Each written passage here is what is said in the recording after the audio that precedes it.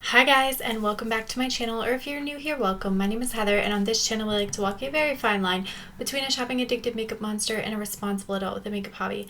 Now, I really enjoy eyeshadow singles, duochromes, multichromes, blush, highlight, lip gloss, basically everything except pressed glitter. And today,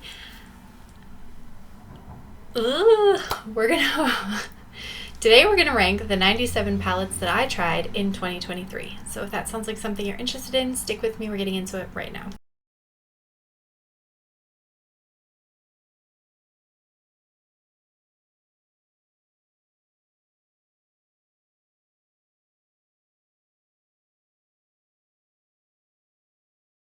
Coming in at number 97 is this Simply Bella Coffee Time palette, and I really picked it up because I thought it was cool that there was blushes, highlights, and eyeshadows all together. I thought there was some like kind of cool toned pinky brownie kind of shades here in the eyeshadows. It has two Petri dish shades, which I really don't care for.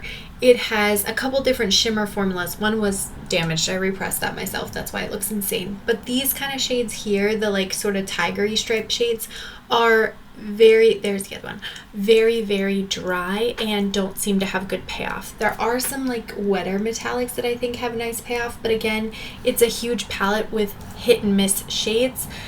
The blush side, I love the blushes, beautiful. The highlighters, dry as a bone, dry as dust. They could blow away in the wind. So for me, this came all the way down to 97 because it just wasn't great quality. Coming in at 96 is the Juvia's Place Chocolates palette. This was a gift from my husband last year at Black Friday, and he sent me to Ulta and said, buy what you want. So this is one of the things that I picked out, and I do really like this palette, but I think these two shades are a bit too similar, and because it is overall so dark and neutral, I tend not to come back to this palette. So it ranked low simply because it's not an ideal color story for me. Coming in at number 95 is the Cara Beauty Sagittarius palette.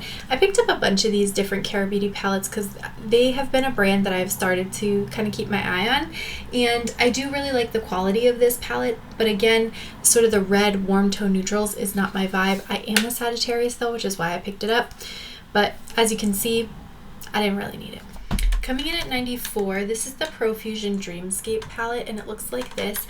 Now, I think the color story in here is really pretty, and it actually reminded me of one of the old, back when Menagerie was Makeup Monsters. They had a palette that had like these kind of blue and purple navy, like it was a deep kind of grungy palette, and I really liked that color story. So when I saw this, I was like, dang, Profusion made something so similar. I'm gonna go get that. And I picked it up, and it's very okay. It's really light. A lot of the stuff washes out even on my skin tone, which is remarkable because I'm quite fair. And so for me, the metallics were okay. The mattes kind of washed out, and these darker mattes were definitely a bit patchy and hard to work with. So it fell down much lower for that reason. Coming in at number 93 is this Nomad palette. This is Santa's Village palette. This was their holiday release 2 years ago? Last year? I don't know. Last year. And I picked it up on Black Friday when I was picking up a couple other things, so I was able to get a nice discount on it, which is good because I tend to agree with most other people's opinions, which is that the metallics in here are pressed so hard. Ooh, I have a rogue hair. They are pressed so hard, it's really hard to get them up. You have to kind of dig into the metallics to get something to come up, and then I spray them to try to get them onto my lids. I just feel like I work a lot harder than I should have to get this palette to work with me, so that's why it came down lower. Coming in, God, I am never going to keep this straight. This is the Give Beauty. This is one of the quads called Danger Zone, and it looks like this. Now, it's cool toned mattes, and I had to rank it by itself, right? Because it is a great companion palette, but by itself, it is incredibly boring and small. So it came down super low, not because of quality, because this is a great palette, but because on its own, it's boring and small. And I don't know why it rattles. Probably just not supposed to do that. All right, coming in at number 91 is the Cara Beauty Aquarius palette. Now this one, again, struggles with that same problem of it is super pale, super light kind of pastel, but I do think the quality of the shades that are in here is pretty nice. So for the shades that I've used, I don't have an objection to their quality. I think it's good quality, but it's just overall very soft and pale. And so I find myself only using this in an accompaniment to other things, which is why it ranked so low. Coming in at number 90 is the Nude Ego Powerplay palette. And this one I ranked a little bit lower because in general it's pretty like neutral, right? Which is not always my vibe, but it is good BH quality. These metallics in here are like this super sparkly, shimmery, beautiful texture.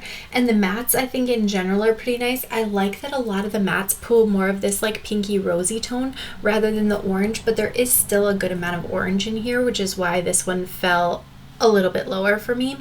In general, I tend to stick kind of to this upper corner here, and the looks that I do are nice, but they're pretty one note. So for how many shades are in this palette, you're getting the same look every time, which is why it fell down lower. Right above that is the Natasha Denona Sunrise palette, and this one is one of her older formula palettes. I bought it when it was on clearance at Sephora, and I'm glad I bought it on clearance because if I paid full price I'd be kind of mad. There are two duochrome type shades in here, although they're pretty weak duochromes in my opinion. The rest of the metallics in here are nice, but again, pretty warm toned neutral. Warm toned neutral is not always my favorite, so that's why it fell down a little bit lower. All right, coming in at 87, I believe, is this next Rude, the first Rude palette that we're going to talk about. We have 4 to talk about, but it's this one here, Adventures of Rudeco. I hope I'm pronouncing that right. And there is a somewhat inappropriate little pan protector in there.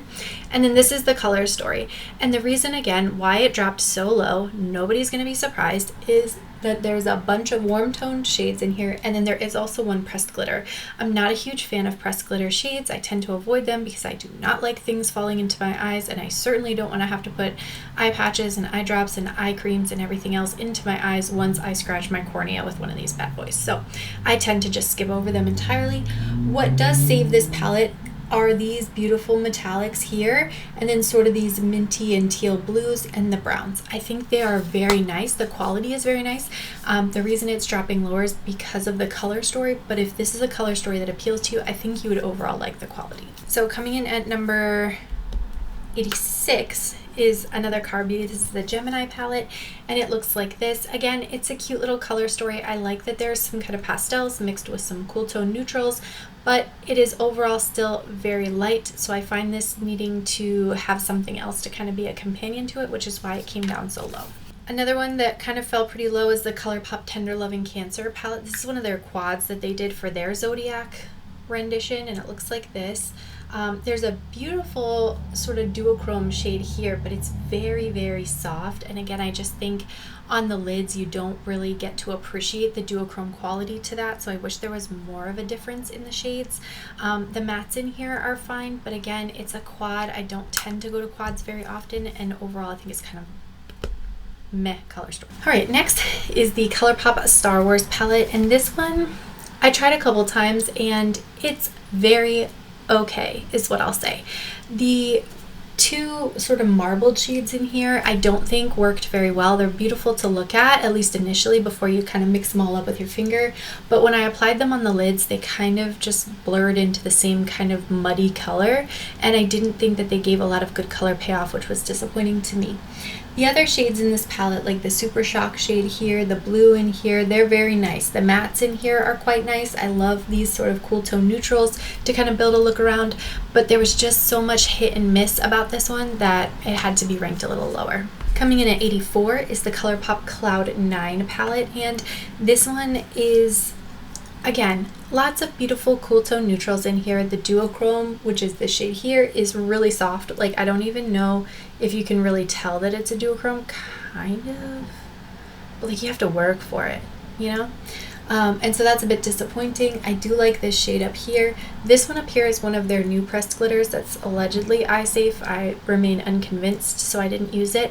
But the first time that I used this palette, I did get a lot of tearing afterwards, and I'm not sure if that's because maybe some of this fell into the other shades and that's how it like maybe got into my eye. I'm not sure, but I just had a lot of like stinging pain in my eye. I've used this palette subsequently and not had that issue, so again, I don't know if there was cross-contamination, if it was not even this palette that was bothering me, I'm not sure, but it's fine. Coming in at 83 is the Jaclyn Strawberry Feels palette, which looks like this. I picked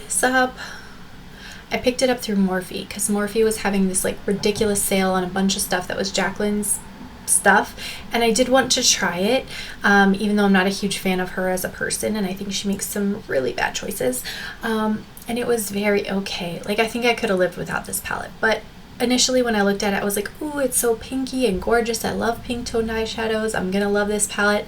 But when you get it in person, like, there's just not enough difference in the colors on your lids to make it make sense. Like, it just doesn't become a gradient on your lids, and that was kind of disappointing for me. The metallics in here are very standard, pretty boring metallics if you ask me, and there's only these two. So I think they could have done a lot more with this palette. Packaging's super pretty, but the quality is very meh. All right, and number 81 is this e.l.f. winter palette. I think this came out last year for their winter collection, or the year before. I honestly can't remember, but it was a free gift with purchase when I ordered some stuff from e.l.f. for Black Friday, and I was really excited to get it. I could care less about those shades there, but these like purple and blue and silver shades were really pretty. They do have really nice intensity on the eyes, which is why it ranked higher than some of the other things you've already seen. But because it's sort of not standalone, because these are all metallics, I felt like I couldn't rank it too much higher than this without sort of invalidating my artificially created ranking system. Coming in at 81 is the First Love Diary from Rude Cosmetics. This is the second palette, and I do like that they have all these cool like little scenes on those like protector cards. I normally just throw them away, but this is what the color story looks like. I think this is a pretty color story, and I actually feel that it dupes out the Kaleidos, the Escape Pod.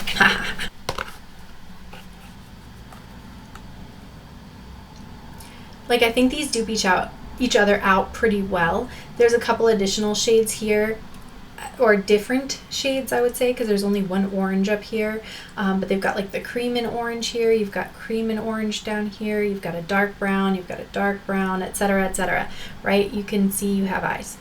So that's part of what was appealing to me, because I thought, ooh, this would be a nice replacement. And I do think the quality is quite nice, especially in the metallics, because they are very duochromy. But in terms of color story, I just don't reach for it as much as other stuff. So that's why it fell down a little lower. All right, so coming in at number 80 is the Natasha Denona Glam palette. And again, I just think when you compare this palette to other Natasha Denona palettes, it just doesn't have the same special quality to it. It's just not as like intense with the metallics. So this one dropped a little bit lower for me. With some of her newer neutral palettes, I think this one feels a lot warmer than it used to feel when I first purchased it, so it dropped a lot lower. Number 79 is this Tarte palette. This is the Gilded palette, and it was one of two in the holiday set from last year. Now the quality on this palette is phenomenal. The metallics in here are like freaking butter. It's like stupid how pretty they are. Like, just hello. They're super pretty metallics. The mattes are super buttery, but again, it's warm tone neutral. So with the exception of this berry row up top, I didn't really dip into this palette that much. So this one fell a little bit lower. Its partner, its other half, definitely ranked a lot higher, so you'll have to wait to see where that one falls. But this one came in lower because it's generally warm tone neutrals. Next up is the Colourpop in the Springs palette, and again, I got this one mostly to pull some singles out of, because I thought these blues in here and then this Super Shock would be really nice to use in other palettes. The warm tone neutrals don't get me at all, so for me those are a big skip, which is why this one fell down so low. Coming in at, I believe, 77 is the Morphe Lunaris palette, and I picked this one up because it had these sort of like Super Shock shades here, which I thought was interesting, and then it had a nice duochrome. And this Cosmic Shift shade, this shade and this shade, I think in general have this really nice kind of sparkly twinkly finish, which is pretty impressive because I don't think Morphe has really done that before. And in general, I think it's a beautiful cool tone neutral palette. I think these retail for like $18, which at Ulta then you can get the $3.50 off 15 coupon for, so you can bring that down to about $15-ish, which I don't think is such a bad price for this palette. They do have a warm tone neutral one and a pink one. I would hope that at some point they put out some other colors, because I think this color story and this size is much more appealing than the giant like 35 pan palettes. Coming in at number 76 is the Strawberry Shortcake palette from Glamlite. And this is, I think, the lowest ranking Glamlite palette that is going to be featured. And the reason for this is because the color story is just kind of same. Like these two greens, they don't really look that different. The pinky shades don't really look that different. When you try to blend them together, they just all blend into the same color, and it's so maddening. The one shade that I think is super pretty in this palette is this like super beautiful blue pink duochrome shade, and it's absolutely gorgeous. But all the other metallics in here, just they don't excite me, and so this palette fell lower because of that. Boy, look at that one. That's the shade that made it worth buying, because I bought it on clearance. All right, coming in at 75 is the Colourpop Petals on Pointe palette, and this is one of the first palettes I picked up in 2023. I think. No, this one I picked up later. Hold that thought. So this is Petals on Pointe, and I think it's a pretty color story. However, the deep tone in here does not go very deep at all. I think it goes more mid-tone, if anything. And so for me, everything is just very, very light and all kind of washes away. The metallics in here are pretty. I really like this one down here. I think that's a really nice shade, but I just don't think it was intense enough for what I was hoping it'd be. And I should have known, because like literally the entire packaging is super like beige, but I was hoping it would be a little bit more bright and intense. All right, coming in at 74 is the Musée Beauty Triumph of Venus palette, and it looks like this. Now this is a pretty color story. I like that there's a lot of like blues and grays put together. What I didn't like was the browns, or the orangey browns, because for me, I don't really care about orangey browns, and I know that is becoming a really annoying thing. Don't take a drink every time I say it, because I say it way too much, but that's what kind of made this one drop a little bit lower. On top of which, the metallics in here are very much like a standard metallic. Like, they're fine, they're pretty, they're just not like super sparkly and multi-dimensional. So when I rank it, or when I compare it to some of the other palettes that I tried, it just didn't come up high enough for that reason. Like there's some swatches over top of my giant bruise, you can see. This is one of the first palettes I tried out in 2023. I think this is the very first one I bought, and it was like middle to end of January by the time I bought this palette. It's pretty. This is Colourpop Pretty Please. And I do think it's very pretty. You've got a nice row of super shocks here. You've got a row of metallics, a row of the glitter with the little sparkly pinpoints, and then a row of mattes. I think it's a pretty concept. I love this bottom row, and the top row even I'm not opposed to. The middle row just pulls a little bit too cranberry for what I was hoping. I wish they would have stayed a little bit more mauve, but it's a pretty palette, so it kind of ends up not at the middle but not at the end. Number 72 is the Urban Decay and Robin Eisenberg palette. This is one of the Naked palettes, and it looks like this. Now I was surprised at how much I liked this palette, because for me, I was expecting to not like this palette at all, but I actually think it's a pretty nice palette. The blue tones in here are very pretty, especially these like really deep shades here. And then I actually really like this shade Pulsar, which is sort of this like soft peachy metallic shade. It looks very pretty on the lids. Again, you have a lot of neutrals, and I wish they didn't pull quite so red, but the blues and the peaches I do really like together. There, so 71 is the Smoke and Mirrors palette from Gloss Gods, and it looks like this. Very pretty color story. You've got grays, you've got whites, you've got mauves. This is all my vibe. The objection that I have to this is that the mattes in general are really thin, so you have to work to build them up, and I wish you didn't have to build them up so much. The metallics in here, though, are quite stunning. Like this silver and this metallic black, both very, very beautiful. And then this shade here is actually an iridescent multichrome. So I keep it around because I think there are some pretty shades in this palette, but the mattes just leave a little bit of something to be desired. Coming in at number 70 is the 90s Dance Remix palette from BH Cosmetics. And I think I got this one and the 80s. I think I skipped the 70s, or I skipped the 2000s. I don't know, I skipped one of them. But anyway, this is what the color story looks like, and you've got like this row of pastels, you've got some pastel metallics, and then you've got neutrals on the top. This falls a little bit lower, number one, because it's an enormous palette. Number 2, because of the neutrals on top. I don't care about them too much. The mattes in here, though, I do think are really pretty for pastel kind of shades, and I do think that these metallics are nice and buttery. Again, they're not super multi-dimensional, sparkly shades, but I think it's really pretty, and it gives me nostalgia to the days where BH was actually releasing things, and they were actually exciting things. R.I.P. BH, because so far Makeup Revolution hasn't released anything. Next, this should be what, 69, is the Moira Silver Mist palette, and again, this is just like a cute little palette. I picked this up at the hair shop near me, and I just really like this palette. It's beautiful, soft, gray, gradient, right? And then these shades here are definitely like Colourpop Super Shocks. They have that very putty quality, which I think is quite nice. The white in here, the like white metallic, I do think is very nice as well. I kind of wish this was 2 different shades instead of one big giant one, because I'm not sure what the point of that was. I guess they assume you're going to use more of that than anything else, but for me, I think it would have been better with 2 other shades. But overall, I think this was a really pretty palette. I do have another one of these palettes that I think ends up higher in the ranking, or did I not try it yet? Oh no, I haven't fully tried it out yet. So this is the only one I have for now, but I do have another one of these that I'm going to be trying in the new year. Next up is the Kellogg's Frosted Flakes palette, and really I picked this one up for the blues. Like, you guys, I'm a broken record at this point. I don't care too much about orange eyeshadows, and if I do, it's not these like burnt rusty oranges, it's like an electric neon orange. So the blues in here, though, stole the show. They're very beautiful. They have that really buttery Glamlite quality that you'd hope for.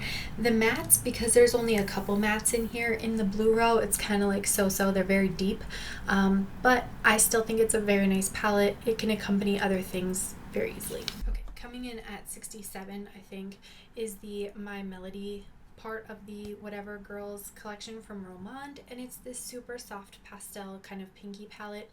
Again, I think the metallic in here is really pretty, but all the mattes in here are super light and soft, so it gives a very beautiful, soft, kind of romantic look to the eyes. But in general, I look for something a little bit poppier, so this one kind of fell down for that reason. Next is the Pat McGrath Celestial Nirvana eyeshadow in Nude Allure, which looks like this. I actually found this at TJ Maxx, which I was super excited. I think I paid like $14 for this, but it's a super pretty palette. I like the sort of like pinky metallics in here. You've only got one kind of cream to powder shade, and then I do really like this as like an inner corner pop. I think overall the colors look really nice together, but there is a lot of brown, which is why this kind of fell down a little lower. Coming in at 65 is the Sugar Pill 10th Anniversary collection, and I picked this one because I think there's like a lot of really beautiful colors in here, but you've got a lot of cool tones and then some bright pops, right? Because this side is all very cool tone, and then this side is all very like bright and poppy. I think that's a nice contrast. I really like this shade as a blush. It's quite lovely, and I think this gray shade is very like unsung hero in this palette because it blends out so nicely with everything else. The green, sort of minty frosty green metallic in here is quite nice as well, but overall it's not my absolute favorite formula. Again, the metallics are kind of just like a standard metallic. There's nothing really special or dimensional about them, so this palette drops a little bit lower for that reason. Then next is another one of the Rude Cosmetics palettes, and this is the Attitude Academia palette, which looks like this. Woo!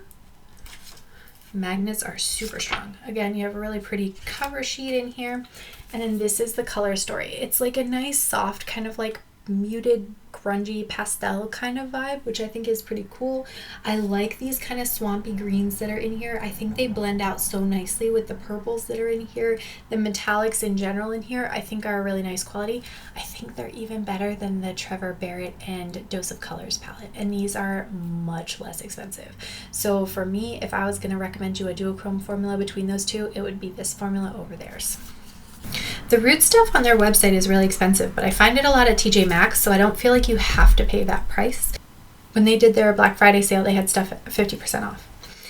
Alright, next up is the Unearthly palette. This is Dead of Night, and this palette, while it is very pretty, I feel like the metallics are a bit more challenging to work with. They are a very beautiful duochrome formula, but the mattes The mattes are a bit dry. They're a bit similar, right? Like these two shades are going to look similar on the lid. These two shades, maybe a little bit of difference there. But I feel like we needed more than what this was. I don't know. There's just something about it that's missing and I can't quite put my finger on it, but it fell a little bit lower because it's not quite there for me. Then we have the Dose of Colors and Trevor Barrett Eternal Love palette. And I will say the metallics in here, the duochromes in here are not it. I really wish they were because I was very excited to try this one out. The last time I tried this brand out was the Friendcation palette. So I was really hoping to, see a lot of like improvement in the formula. I think this shade and this shade in general are very pretty. This green even is quite pretty, but the rest of these sort of duochrome metallics I think fall pretty short. They don't look that metallic on the eyes. They don't look that duochrome-y on the eyes. So for me, that was a bit missing. What saves this palette and why it is ranked higher than some of the other things is the mattes in here. The mattes I think make a very beautiful gradient. They blend out so nicely and so easily. It's definitely a favorite formula for the mattes. Like I said, the duochromes, not quite it, but the mattes I think in here were great. Is this Playing in Makeup by Yolando palette? This is the hashtag Expression palette, and it's just a little simple 5-pan that looks like this. Yoo-hoo! Little 5-pan that looks like this. Now, this shade here is a multi-chrome, which I think is pretty cool to be included in such a small palette. Again, the mattes in here are just okay, but the metallics are super buttery, and that's what saves this palette. All right, coming in at number 60 is the Beauty Bay Sunset Horizons palette, and I think this one is really pretty. You've got a really nice, vibrant color story, and if I'm gonna go into an orange shade, I like it to be more of this like orange sherbet kind of orange rather than like a dusty, rusty orange. So for me, that's a little bit more appealing. This bottom row, the bottom 2 rows actually though, are what save this palette and make it the most interesting. Because for me, I could kind of take or leave the top 2 rows, but those bottom 2 rows, that is like very, very pretty. And I love the Beauty Bay formula, so this one had to come up a little bit higher for that reason. Yeah, 59. This is the Colourpop Lavish palette, and I thought this was such a unique color story. When they teased this out and released it, this sort of like periwinkle kind of shades, I think was a really, really beautiful new color story for them. However, the metallics in here are just not quite there. They're very kind of one note, and I wish they were a little bit more interesting. And then this shade is again one of those like glittery sparkle hybrid things that I don't know if they're eye safe or not, so I have a hard time using that one. The mattes in here though I think are pretty. There is, some duplication in this palette, which for a 9-pan palette I feel like you shouldn't have any shades that are super similar, but these two on the eyes I think end up being quite similar. But in general, I thought it was nice. It just wasn't like a perfect palette, which is why it fell down a little lower. Next up is the Ace Beauté Smoky Roses palette. And again, this one has a bunch of like warmer tone neutrals that I don't care anything about, but that 9-pan right there, that's what I like. If I'm gonna do a neutral look, that's what I wanna see. And when I use this particular palette, I think the neutral shades in here, the mattes and metallics, work really nicely together. The metallics have a very buttery formula, very much like the Glamlite formula. So that's what brought this palette up as high as it is. But it's still only 9 pans. It's still pretty neutral. So, well, I mean, technically it's not 9 pans, but it's 9 pans in my eyes because that's what I'm using. But it's very neutral, which is why it didn't go up any higher. Melt Electrip. I picked this up during the spring Sephora VIB sale, and I actually think it's really nice. I thought that these shades would kind of be reminiscent of the Sigma Cinderella palette, which is part of why I wanted to check it out. And I did actually really like this Saturn shade here, which ended up being kind of this sparkly peachy topper shade. But in general, I stuck to mostly this part of the palette. I didn't care too much for the warm tone mattes. Who was surprised? Nobody. But I put it here because I couldn't rank it any higher based on the quality of the palette, because there were so many other things that I tried this year that just wowed me a little bit more. Next is the ABH Cosmos palette, and I picked this up actually inside Ulta because everybody was having so many issues getting this palette shipped to their house with this shade coming damaged, and this was the shade that I was the most interested in. It is unmatched. I haven't found anything in my singles collection, in my indie collection, that matches this this particular shade. It has this kind of aqua gray blue base with like blue and gold and teal pinpoints in it. It is so pretty on the eyes. I really, really like this palette. And every time I come in here, I use that one, these two, and this one. Other stuff I've tried here and there, and it's fine, but the shades that I really like, I really, really like. But because there's only a couple of them in here that I really, really like, I ranked it a little lower. Coming in at 55 is the Melt Bad Side Zodiac Water Signs palette, and it looks like this. Again, really pretty color story. I like the kind of like minty shades that are in here, but mostly the neutrals mixed with the cool tone blues I think is a really pretty combination, and this black with like green and blue pinpoints in it is a very pretty metallic. So I wanted to rank it up a little bit higher. With it being such a small palette though, I felt like it couldn't go any higher than where it is right now. Next is the Flower Beauty and ET palette, and I think this is such a pretty palette. I hate the packaging. Hate the packaging. It has this stupid plastic tab. Nobody likes that, Drew Barrymore. But anyway, this is what the color story looks like. It is mostly toppers in this particular, actually, might you be similar? I bet you're not. Oh, you have a red base. I don't think the Cosmos one has a red base to it. Yeah, definitely not the same, but they have a similar reflect to them.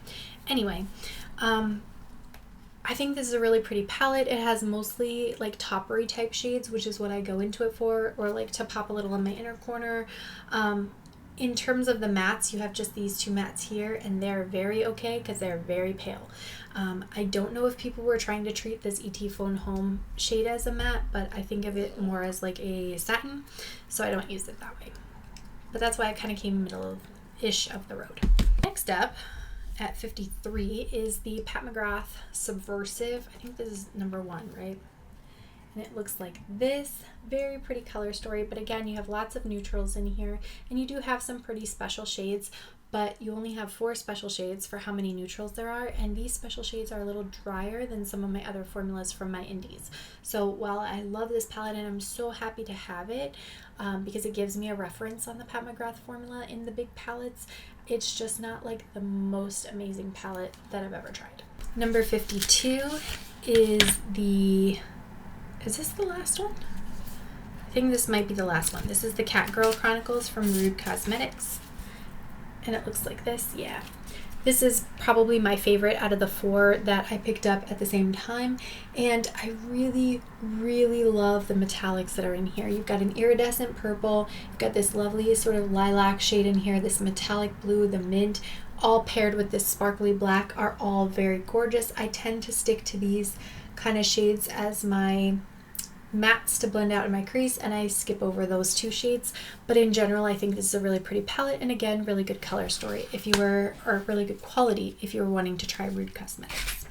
And at 51 is the Sugar Dreams palette from Sugar Drizzle. This is an all duochrome kind of companion palette, so it was hard to rank this palette, but I did want to try to put it somewhere. I thought about, you know, when I use this palette, does it give me like super joy, or is it kind of middle of the road, or is it kind of like not good quality? And I would say it's a good quality, but it's just not the thing that's at the top of my list, so it falls a little bit lower for me because it's just like it's not the first thing I think of when I think to go grab special shades, so kind of went middle of the road. Coming in at number 50 is Melt Gemini, and the reason I put this kind of in the middle of the road is because I love the green side.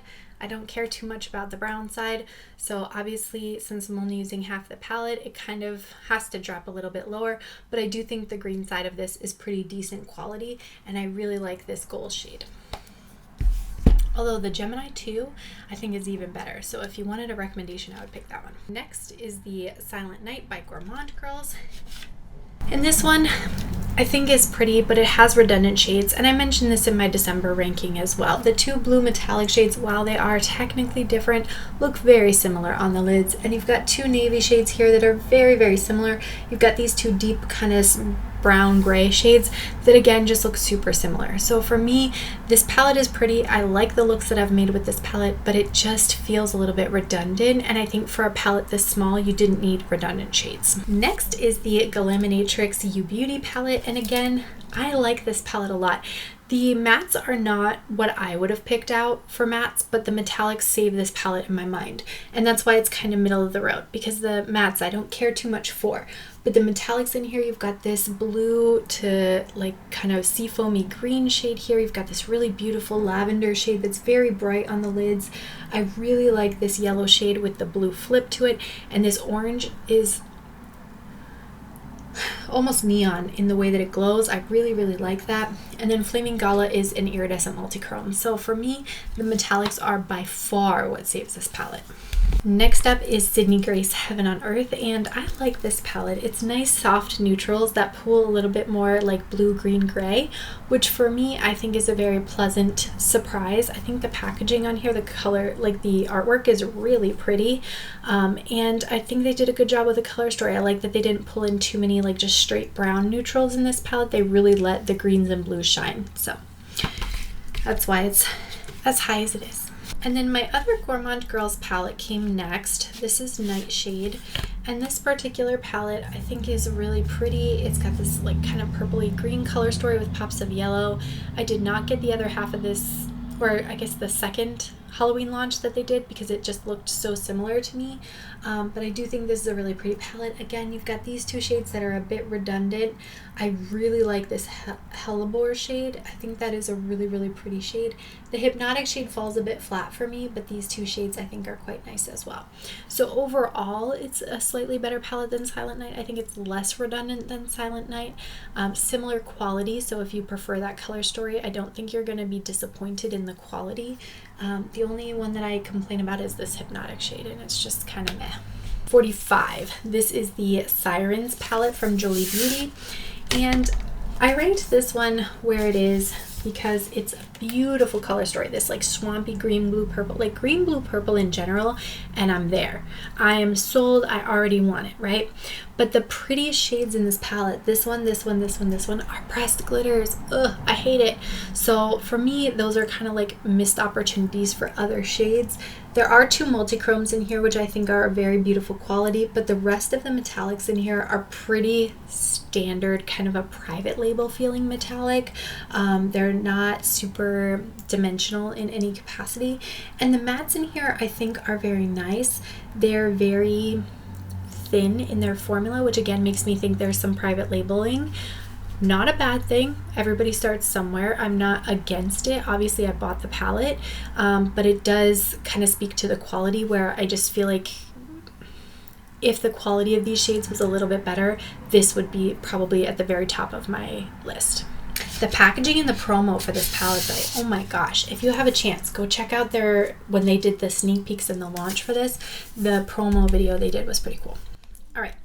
Coming in at 44 is the other half of the Tarte Holiday palettes, and this is the sort of green, blue, mauve color story, which I think is much prettier. Obviously, the formula in here is really nice. The metallics in here are that super buttery metallic. The mattes in here I think are nice, and the fact that we have some slightly colorful mattes I think is pretty impressive for Tarte's sake, because they mostly just do mauvey pinky neutrals, and so that's why this one ranked a little bit higher. Next up is the Clarity Cosmetics Apocalypse palette, and I think this is a pretty palette too. Again, we've got these like orangey red shades that I don't care a lick about, and you've got two blue shades that are quite similar, two multichromes, and then the mattes, like I don't know. There's something about these mattes that don't quite fit with the metallics. I like the color story. I love the packaging. I think it's such cool packaging, but there's just something that's not quite right with it. So that's why it kind of ranked middle of the road, because it's not like my all-time favorite color story. Next up, number 42 is the Beauty Bay Dark Fantasy palette. I think the packaging for this one is probably some of the coolest packaging that they've did, because it's not quite as over the top as the Age of Opulence. And then this is the color story inside. Again, I think it's a pretty color story, but it's missing something. And it's one that's hard for me to decide, but I only dipped into this a couple times and then I just didn't have the urge to dip into it again. And I don't know what that is. So at some point I may need to like re-explore this palette just to try to like get a little bit more use out of it. But there's just something that's kind of off. If you have this palette, do you mix it with another palette to make it more, I don't know, a vibe? I don't know. If you do, let me know because I'm all ears. And then number 41 is Shroud Moonfall. This one is such a pretty little 9-pan color story. The metallics in here are stupid pretty. The mattes are very nice and very blendable. However, they're all very dark. So I tend to need to dip into something else to kind of blend out the edges. Otherwise, I have just really sharp creases where I've sort of finished blending this out. I don't think they can blend and make their own gradient. I think you need something else. Coming in at number 40 is the Violette Entendu from Viseart. And I just think this is such a pretty little color story. Again, you've got some like mauve neutrals and then the purples. It's really nice for travel. I think it blends really nicely. The metallics in here are definitely more of like a standard metallic shade, but for me, I don't mind that because it's more of what I expect from Viseart. I'm not expecting like crazy super dimensional stuff. 39 is the Glamlite Chucky palette, and it looks like this. This is such a smoky, grungy, kind of deep fantasy. I am super excited to have this one. I don't care a lick about this whole horror story thing that Glamlite's doing right now, but I did pick up most of the palettes because I like the color stories so much. So this is the color story in the Chucky palette. I love the sort of like burgundy, purpley kind of tones, and I think it makes some beautiful eye looks. Again, there's not a whole lot of light stuff in this palette, so you may need to use something else to kind of blend it all out, but I tended to just use this gray shade to blend everything out when I was dipping into this palette. Coming in at what I think is 38 is the Odensai Planet Spirit palette, which is a collab with Betty Jean or Batty Bean, and I think this is a pretty color story, but again, all the warm toned like orangey red shades I just did not care too much about, so I used some of the purples, some of the greens, and some of the pinks. This shade right here is what brought this palette as high as it was. If that shade was not in there, this would be much lower because it's just not a usable color story. But this one is such a pretty multi-chrome. It's like kind of a ballet slipper pink to orange to gold to kind of a lime at the very tip, and I think it is just a stunning color. So every time I was using these palettes, I was dipping into that one just for an inner corner shade. Next is the Glamlite Dirty Martini palette, and I originally picked this one up first because it went on sale, and I was like, well, why not? Because other people love this palette. I'm sure I'll love it. I love green shades, and I was right. This is a really nice palette. It's very one-dimensional, which is part of why it kind of dipped a little bit lower, but I think it's the standard Glamlite quality. It's got those really beautiful buttery metallics in here. Again, some kind of warmer toned shades that I don't care too much about, but I think everything else in here is quite nice. And the one that just hedged it out a little bit was the Colourpop Fresh Greens. I picked this up at Target, and I really like this palette. Like, I don't think I should like it as much as I do, but I really like this palette. And this particular shade is sort of like this taupey metallic silver with like a slight undercurrent of green in it, and I think it just makes the rest of this palette look so pretty. This sort of beigey shade I could have kind of left behind, but everything else in here I think works really well, so I tend not to dip into that shade, but I do use kind of the other mattes in here to make kind of a full cohesive sort of minty sagey look. Next up is Kraken Cosmetics Dark Matter palette, and let's see, this is coming in at what, 35? 35, that's pretty impressive. This is the first palette I've tried from this brand, and I think the color story is entirely what saves it. It's this beautiful, deep, dark, cool toned color story, and I do like the packaging. For being an indie brand that definitely is not spending a lot of money on their packaging, I still think it's pretty cool, like, imagery. What makes this fall a little bit lower, because otherwise this would have been like top of the list, is that the metallics, the intensity of the metallic shades fades on me throughout the day, even if I use a glitter glue. So I wish the metallics were a little bit more intense and like stayed that intensity throughout the day, but in general I think it's a nice quality, and I would like to try more from their brand. Next up is Beauty Bay Retro Love palette, and again, I love the Beauty Bay formula. This one suffers because it has a lot of neutrals in the bottom of it, but the greens, blues, and purples up here are what save it. I love this Love Train shade. It is like a pure white metallic shade, very sparkly, and I love that so much.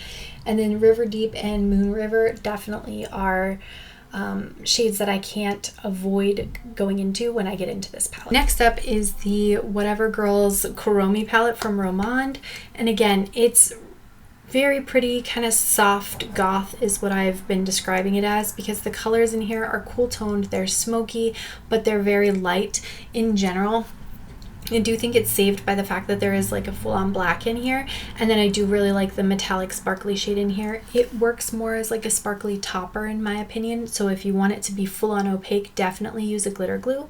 But I do think like the packaging and everything is super cute. I like the color story. So it came up to $33. 32 is the Glamlite and Scooby-Doo palette. Now, a lot of people are saying they dislike the size of this palette, and I agree. This palette is enormous, and it didn't have to be because of all this art like surrounding the palette. Like, I think it's a cute idea, but it takes up a lot of space. So I think they would have been better served by putting those characters like up on the mirror. Maybe make Scooby just a little bit smaller and put everybody else over there too, so that you didn't have to make this such an enormous palette. But in general, I think it's a pretty color story. The blues and greens obviously are my favorites. I like this blue toned row down here. This row here is probably what I get the least use out of, and then the purples are pretty nice. The Glamlite formula is one of my favorites, so the metallics in here were great. The mattes were very pigmented and vibrant, so overall it's a good one. Just huge for no reason.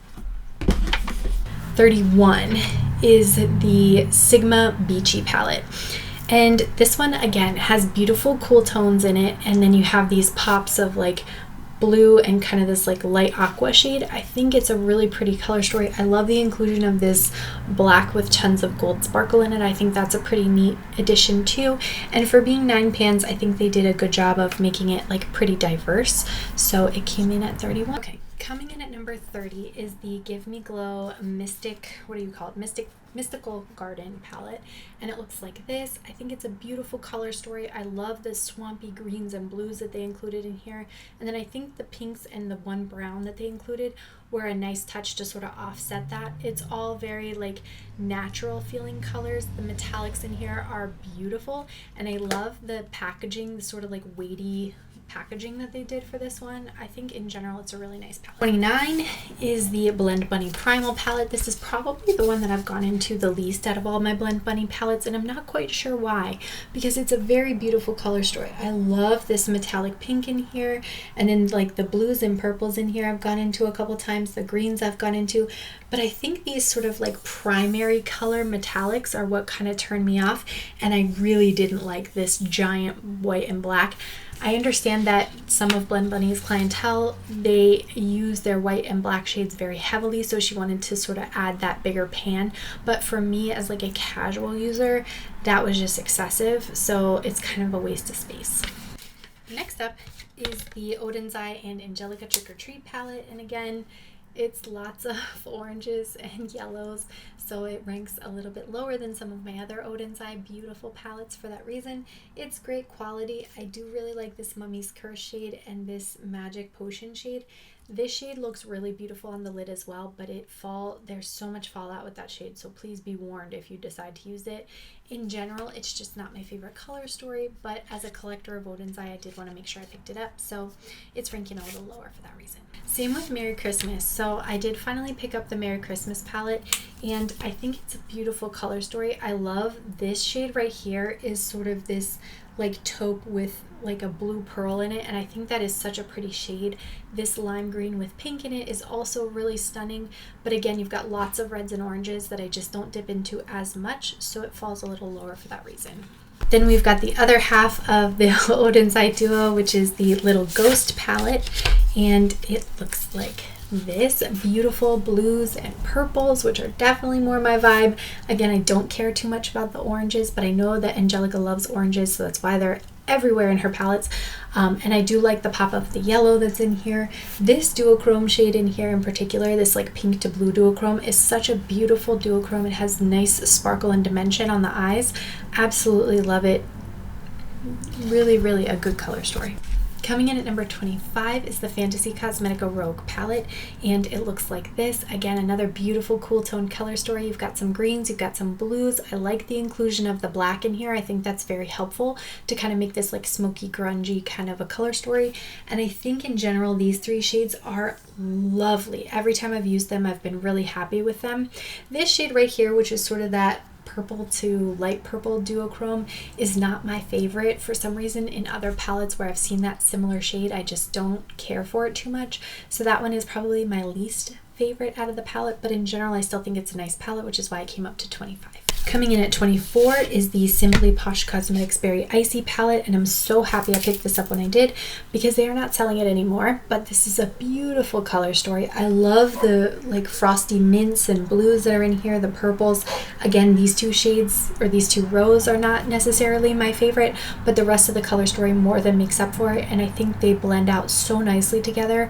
Although I wouldn't necessarily expect these shades of blue and purple to work as well as they do on the lids, I think they still work really well. Then next up is the Niebieski 2020 palette. This is from Glam Shop, which is a Polish brand if I'm remembering correctly, and this is what this palette looks like. The metallics in here are so sparkly and multidimensional. I don't think there is a brand that outshines Glam Shop's multichrome and duochrome singles. I think they just have the market cornered on super sparkly shades, and that's what brings this palette up this high. I otherwise would not rank this palette this high because it's very monochromatic, but those shades are so sparkly and pretty. I had to do it. Coming in at 22 is Natasha Denona I Need a Nude palette, and listen, I wasn't gonna buy this palette. I had no right buying this palette. There was no reason for me to buy this palette, but I swatched it in store and I just thought some of these shades were so sparkly and pretty that I wanted to bring it home with me. And the more I used this palette, the more I really liked it. So for the times that I did actually want kind of a softer, more neutral eyeshadow look, this is what I dipped into, and I could not have been happier. I think there's maybe only one or two, depending on how you define them, neutral color palettes above this one in my ranking. Like, this ranked pretty high for neutrals for me. And then coming in at 21 is the Lunar Beauty Siren Sunset palette. Now this one, again, you have some pretty cool tone neutrals in here, which I do like, and you've got some pops of color in here, but I think the metallic and multichrome formula in here is kind of thin. I'm sure that's a cost saving measure because this palette wasn't like crazy expensive, but for me, I have other formulas that have multichromes that I think are a better quality that I would rather dip into than this one. So this is why this slipped down to 21, because normally Lunar Beauty is like tippity top on my list. Hey Reindeer palette, which looks like this from Odin's Eye. It's one of their Christmas palettes from this year. I do think it's a pretty color story. It has lots of different color variation to it, and the quality of the shades in here are quite nice. I love this multi-chrome in here, very stunning, and the blue and kind of gunmetal gray metallics in here are gorgeous. So it definitely came up high because of that reason. Number 19 is the Snow Dream palette. So this is the other half of the palettes. And this one I think I just like a smidge more. I think it's just a little bit more interesting. And I love the sort of frosty minty shades that are in here. Again, I can kind of skip over the browns and reds that are here. It's not my vibe typically, but the rest of this palette more than makes up for it. Coming in at 18 is the Blend Bunny Dollhouse palette. And I really thought that this was a palette that I used before this year, so that's kind of weird, but I ranked it at some point in the year, so I'm gonna rank it again here, and that's this palette. I think you have beautiful gradients in here. Obviously that's Blend Bunny's sort of mantra, and I think the metallics in here are very pretty, especially these two shades I dip into quite a lot when I'm in here, and these two shades. So for me, beautiful color story. I like that there's a lot of variation. I skip over the oranges, nobody is surprised, but I think everything else saves this palette. After that, I have the Nomad Verona Amor y Morte palette, and it's one of the ones that opens up like this. So pretty. Rude. Oh my goodness, I just want to get this done being filmed because my kids are awake now. So we're gonna have to hurry. I'm sure you won't mind because I'm sure I've been talking for like 2 hours. Anyway, the top 9 here is what I find the most interesting and dynamic about this palette. The bottom 9 is less dynamic. It's more like monochrome, one note kind of thing. This palette obviously doesn't look as heavily used because it is a replacement. My first one like hard panned like crazy, and Nomad sent me another one, which I was really appreciative of. But yeah, I think this top part, beautiful color story, beautiful. So coming in at 16 is the NYX Ultimate Vintage Jeans palette, and this one again has one of those really pretty dark denim-y blue shades. You've got some nice sort of gunmetal-y metallic shades in here. I love the matte blues that they chose, and I liked the sort of soft neutral shades that they chose as well. This shade is actually pretty special, although it looks purely white on camera. It is an iridescent shade that has some peachy and blue pigments in it, or like shimmers in it, and I think that is such a stunning addition to this palette. It's part of what makes it rise as high as it does. A very similar color story would be this Glamlite Hershey's Cookies and Cream palette, but I like this one slightly more. Obviously the Glamlite formula is one of my favorites. You'll see it all over the place in the top rankings of my palettes, no matter what video you click on. This in general, I just think it's a beautiful color story. I love the grays and the blues in here. Even these two shades, although they are neutrals, pull very cool toned, and I still think they're quite complementary to the rest of the palette. Coming in at 14 is Huda Beauty Pretty Grunge palette, and I almost didn't get this. I almost talked myself out of it, but on the last day of the Sephora VIB sale this fall, I did go ahead and pick it up, and I'm so happy that I did. I think it's a gorgeous color story. You've got some really, really sparkly shades in here, and then I like this shade Haphazard so much. It is like a deep, grungy, chocolatey brown with sort of a burgundy red duochrome shift to it. I think that is a beautiful addition to the rest of this palette. The neutral shades in here remind me a lot of the, was it Ciate and Chloe Morello did a palette together, pretty stronger, pretty older, better, faster, wiser, I don't know, but I'll try to see if I can find a picture and put it on the screen so I can show you what I'm talking about. But I think the mattes in here are a nice replacement for that palette, which I had ages ago and decluttered because I didn't think it was the greatest quality. The only shade in here that I didn't really care to use or care to try was Grunge, which is that like sort of gel shade. We need to stop making shades like that. All right, coming in at 13 is Blend Bunny Lure palette, and Blend Bunny, again, one of those brands that you're going to see a lot in the top section of my videos, but I think this is a really pretty color story. Obviously, greens, blues, purples is my vibe entirely.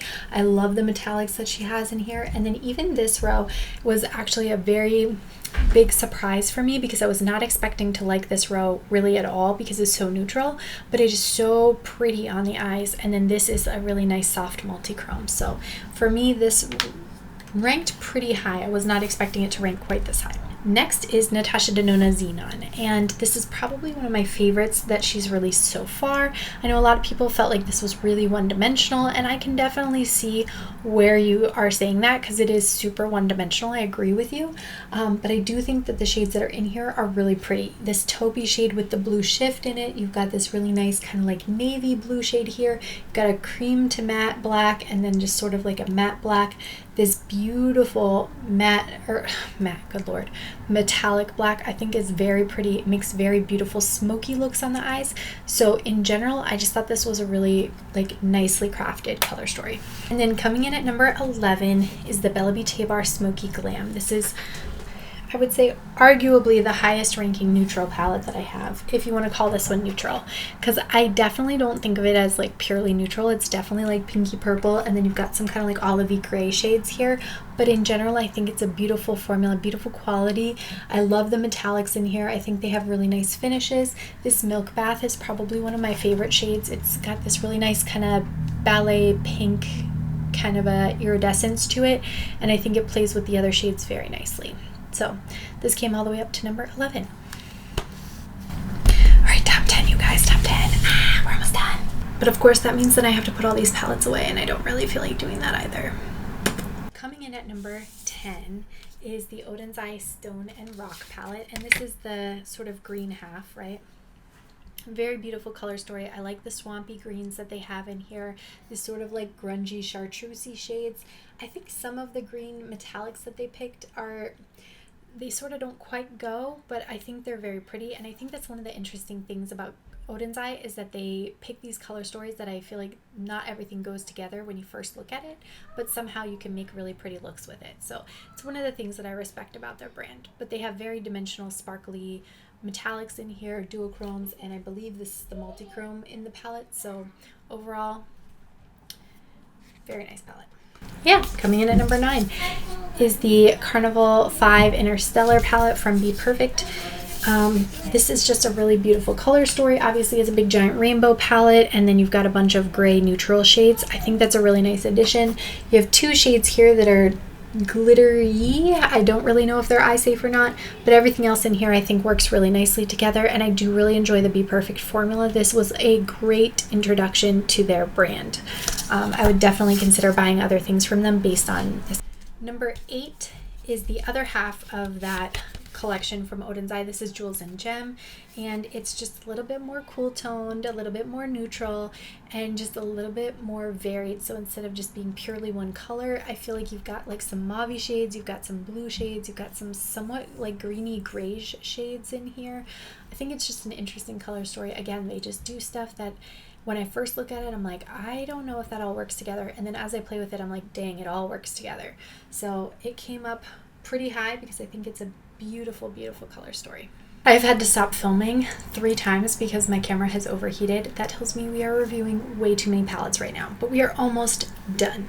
7 is the Nomad Royal Europe palette, and I love the stack of the die cut paper that they have here on the top of the palette. I think that's a really pretty touch, since this was supposed to be this like opulent jewel toned color story, and I think they nailed it. You've got 5 beautiful thick buttery multi-chromes here at the bottom, and then a lot of really beautiful mattes. I do think that this suffers from some similarity issues, wherein these 2 shades are too similar, these 2 shades are too similar, and when you blend these shades together, they tend to look too similar as well. But in general, I still think this is a very beautiful palette. I love how deep and rich it is, and I tend to dip into this to mix with other things. So overall, a gorgeous palette from Nomad this year. Next is this P. Louise Hocus Pocus Regain Focus palette, and it's a dual-sided palette. You'll see the other half in a minute here, but this is the one side of this palette, and then this is the other side. And I do think they're beautiful gradients. The metallics and the mattes blend really nicely. I would equate them similar to like a Beauty Bay or Glamlite in terms of that like very buttery, slippy metallic formula. Definitely a lot of like twinkly dimension to some of the metallics in here as well. And I do think that the mattes blend together nicely. Now, obviously there are some shades that I think blend that are very, very similar, but in this type of palette, I'm a little bit more forgiving of it because there's so many shades, I'm not surprised. Whereas in a smaller palette, I kind of feel like they should be separate, you know? So that was this one. Now we're into the top 5, you guys. So coming in at number 5 is the Glamlite Mikayla Pot 2 palette, and it's pretty. I like this one so much more than the first one, let me tell you. The blues and purples in here are stunning. This like metallic duochrome blue is like chef's kiss. I like the metallics that they used up here, and I love the iridescent colors that they have up here. I think those are quite nice. And the 2 rows of deep mattes I think are very, very beautiful. Overall, I think this is a gorgeous, gorgeous palette. I love it so much better than the first one. So this one had to come up pretty high for that reason. Then coming in at number 4 is the Blend Bunny Sugar and Grunge palette. This was a beautiful palette for this year. I love that you have sort of the pastel to deep gradients. Now she switched up where the metallics were, which didn't really bother me. The Sickly Sweet one bothered me a little bit though, I'm not gonna lie. I was one of those people. But I do think this was a really pretty color story. I love the greens, the blues, the purples in here. Even the gray shades I think were really pretty. I don't even so much mind the reds because they pull more berry in my opinion. So overall, this was a really beautiful palette, and of course the typical Blend Bunny quality, so it came up pretty high. Then we have the Glamlite Rick and Morty palette coming in at number 3, which this is just a really awesome, like super vibrant rainbow palette. And I think it has some pops of almost neon shades like this one, this one, this one. I think they just have a really nice bright intensity. I love the color gradients in here with the greens and blues. And then of course there's just a disproportionate amount of green, blue, purple compared to red and orange. So that is always going to be a fan favorite for me. So this one came up pretty high because it's a really awesome mega palette of colors from Glamlite. Coming in at number 2, this is the Ghost Town USA palette from Nomad Cosmetics, and I really liked this particular palette. I think this was gorgeous. It's this very grungy, muted kind of color story, which I think is really gorgeous. And although it has some neutrals in it, because they're so cool toned, I still don't mind them as much as I would if they were more warm toned. I think the other 2 rows, or the other 4 rows, 2 mattes, 2 metallics, kind of save this palette though, because that's where I tend to kind of stick when I come in this particular palette. Number 1 in my 97 palettes that I tried in 2023 was the Droplet of Magic from P. Louise. Now, like I said, I am very impressed with the formula. This is the first set of palettes that I've tried from P. Louise, and this is the back of this particular palette, reds and purples. And in the front of this palette was this really cool kind of teal, gray, blue color story, which I just thought was super interesting. The metallics in here are super buttery. There's some dimension with the sparkles and the finishes in these particular metallics. The mattes I think blend out really nicely. Again, you do have a lot of mattes that are very similar in tone, but I think because of the size of the palette, it's a little bit more forgivable than when they are a smaller palette. So overall, this was my very favorite palette of the year, you guys. Can you believe it? And if you made it all the way to the end of this video, shout out to you. You are the true MVP of this video, because I am losing my voice. I know I've been talking for a minute, and I know you've been listening for a minute. So thank you so much for watching. If you did make it this far, let me know in a comment down below what were some of the top palettes that you tried this year, or what are some palettes you're looking to try next year. I definitely want to hear from you. I want to thank you so much for watching. Don't forget to like and subscribe before you go, and I'll see you in my next one. Bye.